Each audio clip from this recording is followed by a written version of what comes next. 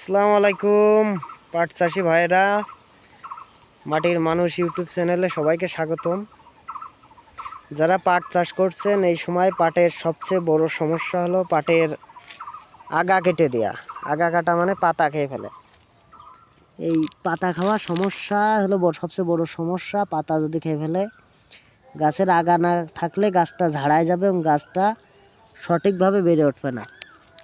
এই সমস্যায় অনেকে অনেক ওষুধ প্রয়োগ করে, কিন্তু দুঃখের বিষয় হলো যে দীর্ঘদিন মেয়াদ সম্পূর্ণ কোনো ওষুধে কাজ করে না। এখন আপনার যদি দীর্ঘ মেয়াদ সম্পূর্ণ কোনো ওষুধে কাজ না করে, আজকে দেবেন হয়তো 5 দিন ঠেকাবে, কিন্তু তার বা 7 দিন ঠেকাবে, তারপর থেকে কাটা ধরবে। কিন্তু পাট তো থাকে অনেক দিন, প্রায় 4 মাস জমিতে। এজন্য আপনার সঠিক ঔষধ প্রয়োগ করতে হবে। পাটে এখন সবচেয়ে ভালো যেটা ওষুধ, একমাত্র সারা বাংলাদেশের ভিতরে যে ওষুধে সবচেয়ে বেশি আপনার কাজ করে, সেটা হলো যে সিনজেন্টার ভিত্তাকো।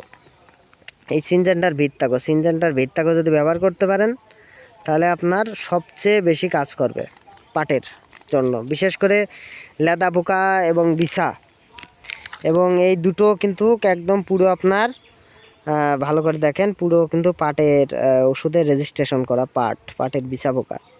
ঠিক আছে, এটা ব্যবহার করতে পারলে আপনার ব্যবহার করার নিয়ম হলো, ছোট গাছ যখন গাছটা 4 আঙুল থাকে তখন একবার ব্যবহার করতে হয়, এবং গাছ যখন মাজার উপরে যায়, মাজা পর্যন্ত, ওই সময় দ্বিতীয়বার ব্যবহার করতে হয়। 2বার ব্যবহার করলে এই পাট কাটা পর্যন্ত পাটে আর কোনো বিছা লাগবে না।